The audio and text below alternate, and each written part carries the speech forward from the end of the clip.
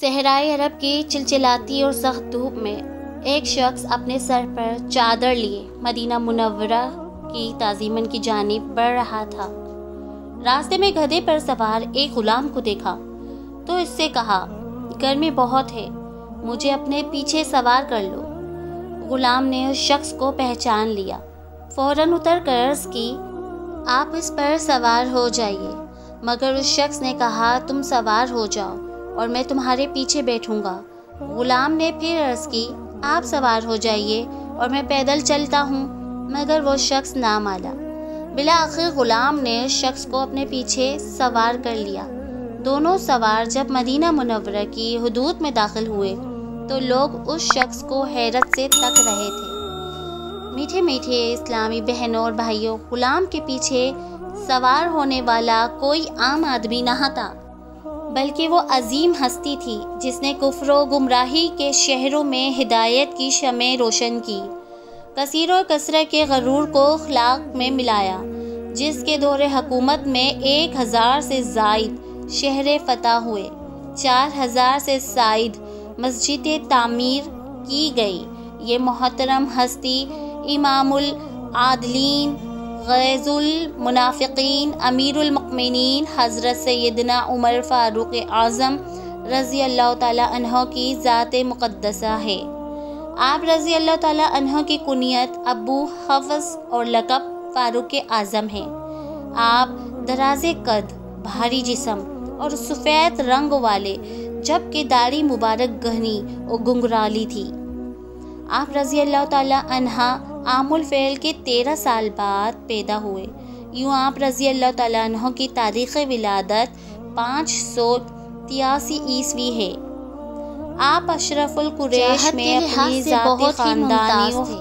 آپ نے زمانہ جاہلیت میں کفار مکہ کے لیے کئی جنگوں میں سفارت کے فرائض بھی سر انجام دیے تھے۔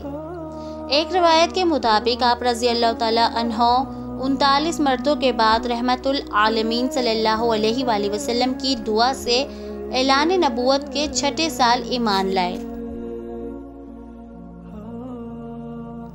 آپ رضی اللہ تعالیٰ عنہ کے ایمان لانے پر مسلمانوں میں خوشی کی لہریں دوڑ گئیں، یہاں تک کہ کفار و مشرکین یہ کہنے پر مجبور ہو گئے کہ آج ہماری طاقت گھٹک کر آدھی رہ گئی ہے۔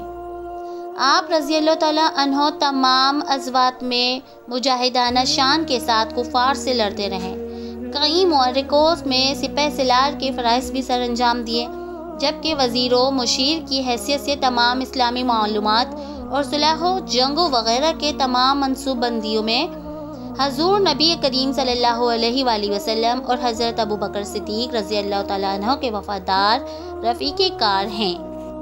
آپ رضی اللہ تعالیٰ عنہ ظہر تقوی، عدل و انصاف اور خدائے خوفی کے جس مقام پر فائز تھے، آپ ہی کا حصہ ہے، سفر ہو یا حضر، گھر میں ہو یا باہر۔ آپ نے اپنی زندگی کی نہایت سادگی سے گزاری۔ جہاں آرام کرنا ہوتا تو زمین پر چادر بچھاتے اور اس پر لیٹ جاتے، کبھی درخت پر چادر ڈال کر اس کے سائے میں آرام کر لیتے۔ ایک مرتبہ خطبہ دیا تو اس وقت بدن پر موجود چادر میں 12 پیوند لگے ہوئے تھے۔ ایک عظیم سلطنت کے عظیم امیر ہونے کے باوجود عاجزی کا یہ عالم تھا کہ ایک بار کندھے پر پانی سے بھرا ہوا مشکیزہ اٹھایا ہوا تھا۔ کسی نے عرض کیے، مسلمانوں کے امیر، یہ کام آپ کے لیے مناسب نہیں ہے۔ فرمایا، میرے پاس لوگوں کے وفد در وفد آتے ہیں، جس کی وجہ سے مجھے اپنے دل میں فخر و بڑائی کی لہر محسوس ہوتی ہے، لہٰذا مشکیزہ اٹھا کر اس لہر کو پاش کر دینا چاہتا ہوں۔ پھر انصاری صحابیہ رضی اللہ تعالیٰ عنہا کے گھر قریب تشریف لائے اور ان کے برتنوں کو پانی سے بھر دیا۔ آپ رضی اللہ تعالیٰ عنہ مدینہ منورہ کے بچوں سے اپنے لیے دعا کراتے کہ دعا کرو عمر بخشا جائے۔ آپ کی زبان اقدس پر اکثر اللہ اکبر جاری رہتا تھا۔ آخری عمر میں مسلسل روزے رکھنا شروع کر دیے تھے۔ امیر المؤمنین حضرت سیدنا عمر فاروق اعظم رضی اللہ تعالیٰ عنہ کے رسول اللہ صلی اللہ علیہ وآلہ وسلم کے محبت کا کیا کہنے۔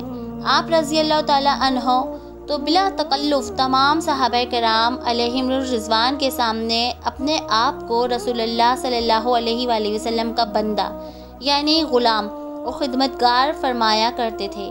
چنانچہ حضرت سیدنا سعید بن مسیب رضی اللہ تعالیٰ عنہ سے روایت ہے کہ امیر المؤمنین حضرت سیدنا عمر فاروق اعظم رضی اللہ تعالیٰ عنہ جب منصب خلافت پر فائز ہوئے تو آپ رضی اللہ تعالیٰ عنہ نے ہر سر منبر فرمایا، میں حضور پر نور صلی اللہ علیہ وآلہ وسلم کی صحبت و برکت سے فیض یافتہ رہا ہوں، بس میں حضور کا بندہ یعنی غلام اور خدمتگار ہوں۔ حضور خاتم النبیین صلی اللہ علیہ وآلہ وسلم نے ارشاد فرمایا، تم سے پہلے امتوں میں محدث ہوا کرتے تھے، اگر میری اس امت میں ان میں سے کوئی ہے تو بے شک وہ عمر بن خطاب ہے۔ رسول اکرم صلی اللہ علیہ وآلہ وسلم نے ارشاد فرمایا، اللہ پاک نے عمر کی زبان پر حق کو رکھ دیا ہے، وہ حق بات کرتے ہیں۔ ایک بار حضرت عمر فاروق اعظم رضی اللہ تعالیٰ عنہ حضرت سیدنا فاطمہ زہرا رضی اللہ تعالیٰ عنہ کے ہاں گئے تو فرمایا، اے فاطمہ، اللہ کی قسم، آپ سے بڑھ کر میں نے کسی کو حضور اکرم صلی اللہ علیہ وآلہ وسلم کا محبوب نہیں دیکھا، اور خدا کی قسم آپ کے والد گرامی کے بعد لوگوں میں سے کوئی بھی مجھے آپ سے بڑھ کر عزیز و پیارا نہیں۔ ایک موقع پر حضرت سیدنا عمر فاروق اعظم رضی اللہ تعالیٰ عنہ نے حضرات صحابہ کرام کے بیٹیوں کو کپڑے عطا فرمائے، مگر ان میں سے کوئی ایسا لباس نہیں تھا جو حضرت امام حسن اور امام حسین رضی اللہ تعالیٰ عنہما کی شان کے لائق ہو، تو آپ نے ان کے لیے یمن سے خصوصی لباس منگوا کر پہنائے۔ پھر فرمایا، اب میرا دل خوش ہوا ہے۔ یوں ہی جب حضرت سیدنا فاروق اعظم رضی اللہ تعالیٰ عنہ نے لوگوں کے وظائف و مقرر فرمائے تو حضرت حسنین کریمین کے لیے رسول پاک صلی اللہ علیہ وآلہ وسلم کی کراہت داری کی وجہ سے ان کے والد حضرت علی المرتضیٰ کرم اللہ وجہ الکریم کے برابر حصہ مقرر کیا۔ دونوں کے لیے 5,000 درہم وظیفہ رکھا۔ یہ رسول کریم صلی اللہ علیہ وآلہ وسلم کی صحبت اور تربیت کا گہرا اثر تھا کہ اسلامی احکامات نافذ کرنے اور ان پر عمل کروانے میں کسی قسم کی رعایت نہیں کرتے تھے۔ چنانچہ ایک مرتبہ بازار میں ایک بہت موٹا اونٹ فروخت ہوتے دیکھا تو پوچھا، یہ اونٹ کس کا ہے؟ لوگوں نے بتایا، آپ کے بیٹے کا۔ تو فوراً بیٹے کو بلوایا اور اونٹ کے موٹا تازہ ہونے کا سبب دریافت کیا۔ انہوں نے عرض کی، یہ اونٹ سرکاری چراگاہ میں چرتا ہے، اس لیے اتنا فربا ہو گیا ہے۔ آپ نے حکم ارشاد فرمایا، اس اونٹ کو بیچ کر اونٹ کی عام رقم اپنے پاس رکھ لو اور باقی رقم سرکاری خزانہ میں جمع کروا دو۔ کسی شخص کو کسی صوبے پر حاکم مقرر کرتے تو اس کے تمام مال و اثاثوں کی فہرست لکھوا کر اپنے پاس محفوظ کر لیتے۔ بعد میں جن افسران کے اثاثے زائد ہوتے اور وہ ان کی کوئی صحیح وجہ بیان نہ کر پاتے تو ان اثاثوں کو بیت المال میں جمع کروانے کا حکم فرماتے۔ آپ رضی اللہ تعالیٰ عنہ خود فرماتے تھے، لوگ تب تک راہ راست پر رہتے ہیں جب تک ان کے رہنما اور سربراہ راہ راست پر رہتے ہیں۔ حضرت عمر فاروق رضی اللہ تعالیٰ عنہ ایک مرتبہ مدینہ میں کہیں جا رہے تھے کہ اچانک حضرت علی اور امام حسن اور امام حسین رضی اللہ تعالیٰ عنہم سامنے سے آ گئے۔ حضرت علی نے سلام کیا اور فاروق اعظم کا ہاتھ تھام لیا، جبکہ امام حسن اور امام حسین فاروق اعظم کے دائیں بائیں آ کر کھڑے ہو گئے۔ اتنے میں فاروق اعظم پر گریہ طاری ہو گیا۔ یہ دیکھ کر حضرت مولا علی نے عرض کی، اے امیر المؤمنین، کس وجہ سے آپ رو رہے ہیں؟ حضرت عمر فاروق نے فرمایا، اے علی، مجھ سے زیادہ رونے کا حقدار کون ہے؟ مجھے اس امت کا ولی حکمران مقرر کر دیا گیا ہے۔ میں ان میں فیصلے کرتا ہوں۔ اب مجھے نہیں معلوم کہ اچھا فیصلہ کرتا ہوں یا غلطی کر بیٹھا ہوں۔ حضرت علی کرم اللہ وجہ الکریم نے کہا، خدا کی قسم، آپ عدل و انصاف سے کام لیتے ہیں۔ مگر حضرت علی کی یہ بات فاروق اعظم کے آنسو بند نہ کر سکی۔ یہ دیکھ کر امام حسن نے حضرت عمر فاروق کی حکومت اور عدل و انصاف کے بارے میں گفتگو کی، مگر حضرت عمر فاروق کے آنسو زار و قطار بہتے رہے۔ پھر حضرت امام حسین نے بھی اسی طرح کلام کیا۔ ادھر حضرت امام حسین کا کلام ختم ہوا، ادھر فاروق اعظم کے آنسو تھم گئے۔ اس کے بعد فاروق اعظم رضی اللہ تعالیٰ عنہ کہنے لگے، اے میرے دونوں بھتیجوں، کیا تم اس بات پر گواہ بن کر رہو گے کہ دونوں شہزادے خاموش رہے؟ پھر اپنے والد محترم حضرت مولا علی کی جانب دیکھا تو حضرت علی نے فرمایا، تم دونوں اس بات پر گواہ بن جاؤ اور میں بھی تمہارے ساتھ اس بات پر گواہ ہوں۔ آپ رضی اللہ تعالیٰ عنہ نماز کے معاملے میں کسی دوسری چیز کو اہمیت نہ دیتے تھے۔ آپ رضی اللہ تعالیٰ عنہ نے اپنے تمام صوبوں کو گورنروں کے پاس یہ فرمان بھیجا کہ میرے نزدیک نماز تمہارے سب کاموں میں اہم ہے۔ جس نے نماز کی حفاظت کی اور اس پر ہمیشگی اختیار کی، اس نے اپنا دین محفوظ کر لیا، اور جس نے اسے ضائع کیا وہ دیکھ کر معاملات کو بھی ضائع کر دے گا۔ تاریخ عالم کے اس عظیم حکمران کی پوری زندگی عزت و شرافت اور عظمت کے ساتھ کارناموں کے اعلیٰ مثال تھی۔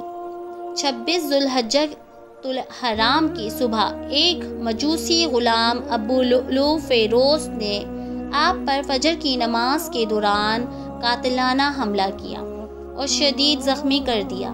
آپ رضی اللہ تعالیٰ عنہ نے حضرت عبد الرحمن بن عوف رضی اللہ تعالیٰ عنہ کو نماز پڑھانے کا حکم دیا۔ جب لوگ آپ رضی اللہ تعالیٰ عنہ کو اٹھا کر آپ کے گھر میں لائے تو مسلسل خون بہنے کی وجہ سے آپ پر غیشی طاری ہو چکی تھی۔ ہوش میں آتے ہی آپ رضی اللہ تعالیٰ عنہ نے اپنے بیٹے کا ہاتھ پکڑ کر انہیں اپنے پیچھے بٹھا لیا اور وضو کر کے نماز فجر ادا کی۔ پھر چند دن شدید زخمی حالت میں گزار کر اپنی جان آفرین کے سپرد کر دی۔ حضرت سہیب رضی اللہ تعالیٰ عنہ نے آپ کی نماز جنازہ پڑھائی۔ آپ رضی اللہ تعالیٰ عنہ کو یکم المحرم الحرام 24 ہجری روزہ رسول میں خلیفہ اول حضرت ابو بکر صدیق رضی اللہ تعالیٰ عنہ کے پہلو میں دفن کیا گیا۔ بوقت شہادت آپ رضی اللہ تعالیٰ عنہ کی عمر مبارک 63 برس تھی۔ آپ رضی اللہ تعالیٰ عنہ سے روایت کردہ احادیث کی تعداد 537 ہے۔ اللہ پاک ان کی قبر انوار پر اپنی کروڑوں رحمتوں اور برکتوں کا نزول فرمائے۔ یا اللہ پاک ان کے صدقے ہماری بے حساب مغفرت فرما۔ آمین ثم آمین یا رب العالمین۔ خوب احصال ثواب کیجیے، درود شریف کی کثرت کیجیے۔ السلام علیکم۔